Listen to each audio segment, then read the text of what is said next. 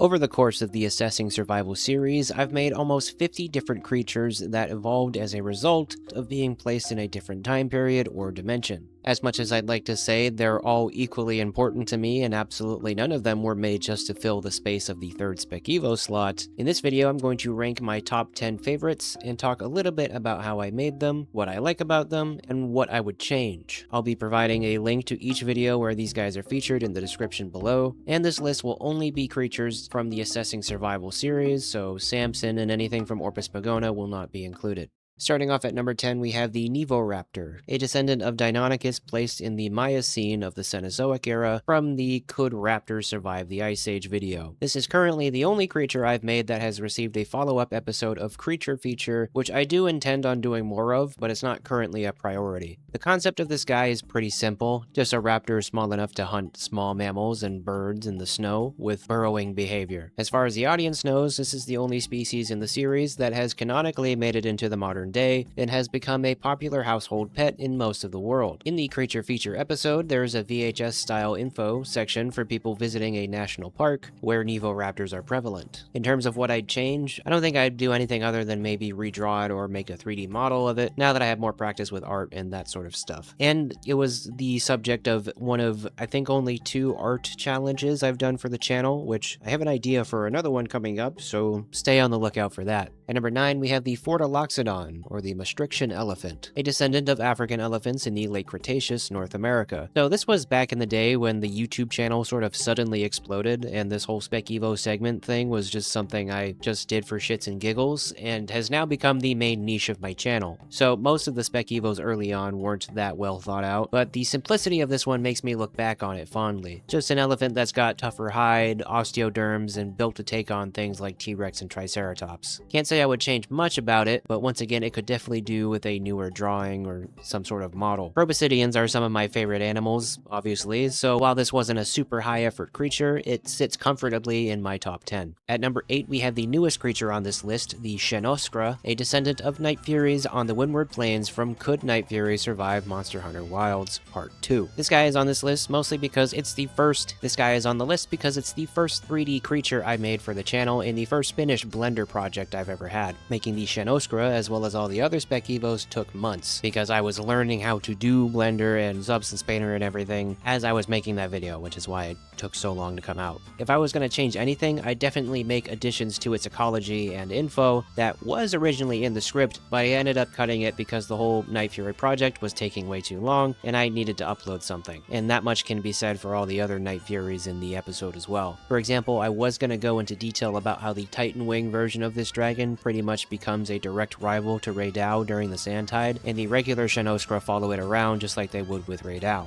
I don't plan on doing a creature feature video for it, but I am considering doing a director's cut combining the 2 parts into one video by the end of the year with additional content such as Titan Wing variants and Ruins of Wyveria stuff to give people a reason to watch it again.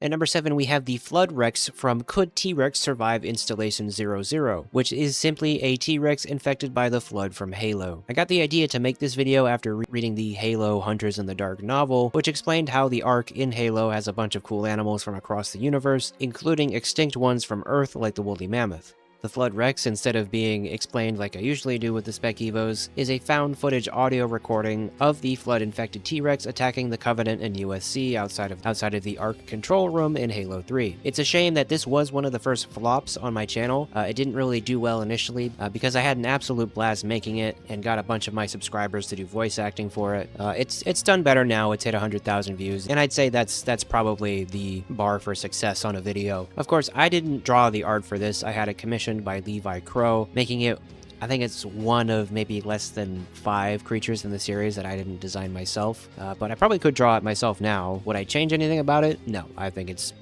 Flood T-Rex. Pretty cool. At number 6, we have the Mutadroke, a descendant of Ark's Giganotosaurus in the New World from Monster Hunter. So this one was confusing for a lot of people, and rightly so. The idea was that the Gigas from Ark, when transported to the Monster Hunter universe, brought along trace amounts of element, some corrupted, some not, and within this trace amount of corrupted element, a splinter of Edmund Rockwell's consciousness persisted, and the Mutadroke, was Rockwell shaping the evolution of this line of gigas in an attempt to manifest himself, though he's only partly conscious and doesn't really know what's happening. He's sort of just on autopilot as a sort of splintered consciousness. The dread element was simply a byproduct of dragon element binding to the corrupted element that carried Rockwell's mind. It was only when the Switch Axe Hunter from the ending crafted an armor set did Rockwell become conscious again through taking over his mind. So there's one of few times where I'll actually explain the lore directly to you guys. I do really like the design of the Mutadroke. My goal was to make it like a living switch axe, like how Glavenus is sort of a living sword. Initially, I also gave the Mutadroke a sword tail, but I didn't want to get too ridiculous with it. So instead, I had the Mutadroke's tail have pustules full of dread element that would explode on impact once they became full, like the Switch Axe's full release slash in sword mode. If I were to change it, I would probably revamp the whole life cycle, getting rid of the Poptail Leopard stage entirely, and the Mutadroke, if it wasn't slain, would have eventually reached critical mass and explode in the Everstream. Rockwell himself would have infested and proliferated in the entirety of the Monster Hunter world. So this is definitely an example of when I can just sort of go crazy with the different aspects of each universe. At number 5, we have the duo of the Pandamese and the Hiso Titan from Could Vampire Bats Survive the Cretaceous? This was the first symbiotic relationship I developed in the series. In the real world, there's a direct correlation between the size of both colonies and individual vampire bats and the availability of large animals like livestock. So something like a sauropod is an all-you-can-eat meal for vampire bats. The more I wrote about these two when concepting for the video, the more everything sort of clicked together. I'd argue it's the most cohesive and comprehensive spec evo that I've done. While at first it seems like the Pandamese are just freeloading parasites, the Hiso Titan actually benefits from the presence of the bats, killing actual parasites, making sure their host is healthy. Their urine, while smelling foul to the competition and predators of both animals, smells sweet like a cologne to the sauropods, which is crucial for their mate selection. Said urine also contains a coagulant that counteracts the anticoagulant in the bat's saliva. The bats have an incentive to make sure the sauropod is healthy by getting rid of their parasites and tending to their wounds, as it will make their food more nutritious and they'll have a place to stay. The Titanosaur has an incentive to stay healthy because its nutrition directly impacts the quality of the urine cologne, which it needs to find a suitable mate and fend off predators. This duo was meant to embody the concept of yin and yang, and I think I did that pretty well. Anyway, if you want more details, definitely check out the Vampire Bat video. This was initially an underperforming video because though I had planned for it to be a Halloween special, I ended up getting pretty sick and could hardly work on it. The only thing I think I would change on this would be to either change the pattern of the sauropod to be something more green so the bat's little huts don't stick out like a sore thumb, or change the color of the bat's huts to match the Chinese cherry blossom pattern on the sauropod. Although these guys are one of my favorites, I don't think they'll get a follow-up video just because I pretty much explain everything about them in that video. Just shy of our top 3, we have the river elephant, a descendant of African elephants in North America during the late Cretaceous, from Could Elephants Survive the Mesozoic? This guy holds a special place in my heart because for probably up to 2 years after this video was uploaded, my comments and live stream chats were filled with "Yeah, buddy!" Which, for those of you who don't know, is from an old video of 8-time Mr. Olympia, Ronnie Coleman, squatting over 800 pounds for reps. I was a big gym rat from like 17 to 22 years old, so when I was looking for something funny to put in the video, this came to mind. Really, the river elephant is just what if elephants reverted back to a Moatherium lifestyle, switching to a shellfish and water plant-based diet. I'll reveal it to you guys now. The river elephant will likely be the next spec evo to get a creature feature episode, and here is an updated drawing I made a few months ago. No, I don't have details on when it'll come out. I never know when a video is going to come out until it's done. Other than the quality of the art, which I've already done, the older Spec Evo segments weren't really all that long, so I'll probably expand on the behavior, reproductive strategy, and lifestyle of this creature in that episode. Oh, and the species name, Rickongus, it's just the names of my friend Rick and Chunky Kong put together as they were in VC with me when I was drawing it. In third place, we have the Yammonstrogoy, a descendant of vampire bats in early Cretaceous China from the Could Vampire Bats Survive the Mesozoic video. As some of you may know, I like to push the boundaries of realism at least once when it comes to the episodes featuring real animals, and the Yammonstrogoy definitely does that. Of course, my goal here was to make something that represented a lot of the classic and modern vampire mythology, while also acting as a drastic juxtaposition to the other two bat spec evos, which embody the balance of yin and yang, as well as the concept of Wu Fu, or the Five Blessings, which are both prevalent in Chinese culture. What video takes place in China, yeah. This thing is still a vampire bat, so despite its size, it still subsists entirely off of blood, so it has to eat constantly, while also having the ability to hibernate for an indeterminate period of time, which is absolutely not realistic, but neither is transporting animals to different time periods and universes in the first place. These guys will also be getting their own creature feature episode at some point, and to the overarching story are going to be a pretty important one. In second place, we have the Bastotama, another descendant of Arxgiganotosaurus in Monster Hunter World, inhabiting the Wildspire Waste. This is my favorite fictional universe spec evo that I've done so far, and my second favorite of all time, because I made it shortly after I read Prehistoria: A Raptor's Tale by Jack Blackburn, which explores a hypothetical symbiotic relationship between Adasaurus and Tarbosaurus similar to Nile crocodiles and water tickups. The Kestodons are my favorite non-large monster in the series, and I feel like they deserved a little bit more attention, and the more I wrote, the more it seemed something like the Bastotama could fit right in this locale. Initially, the Bastotama was only going to have a shield head, but then I got to thinking that it would be cool to make the Bastotama a living sword and shield, so I give it a big club tail and made its main rival Glavenus. Would I change anything about the Bastotama? Nope.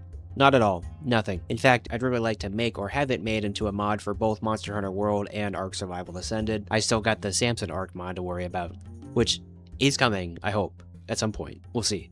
At number 1, we have my absolute favorite spec evo, Thorestern Mongoliansis, a descendant of Enostransevia from the Could Gorgonopsians Survive the Cenozoic video. Not only is this my favorite spec evo, it's frankly my favorite creation to come from my mind, period. Reason being, I made the Thorestern before I started YouTube.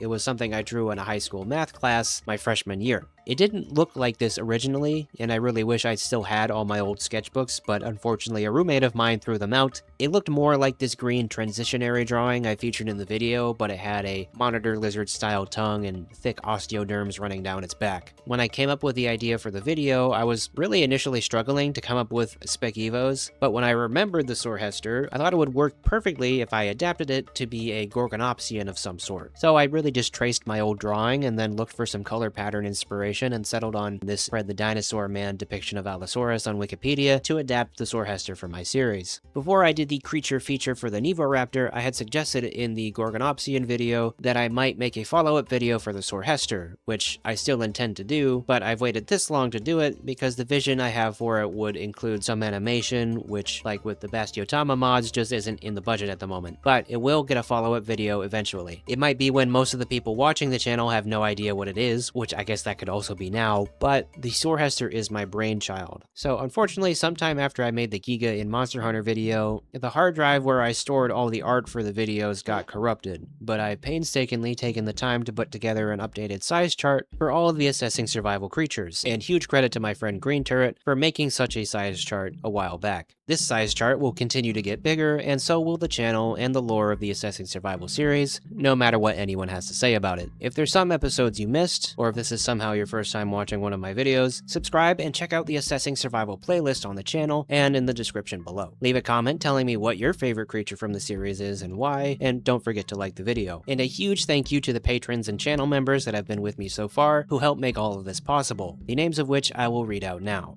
Lex Gunn, Noctinebrook, Caleb Hughes, Fluffy Dino, Skadoo Master, Just a Watcher, Crimson 4454, Chance Draco, MTL, Eston Lambrecht, D Flame 143, Am, Dan J, Rogue Robot Studios, Wateryak, Cameron Eager, Blue Alien 85, Green Turret, The Vividen, AK Grizzly 49, Centaur Swag 8971, I Am Bad at Games 06, Primal Sandwich, Sparks Wyvern Ion Mimidrak 8805, Grimnir 1666, Sensei Shifu KFP, King Sonic EXC 9069, Ravix of Fourhorn 2002, Tarzan 5.024, 565 Studios 2, Sotchek, Viet Rees, Not So Sweet B, Absolus Sigma, Maverick Aronson, Alan Escada Jeddah 3010, Pandora X the 7-Star Dragon, and Victor Bile. Thank you guys for watching, and I will see you in the next one.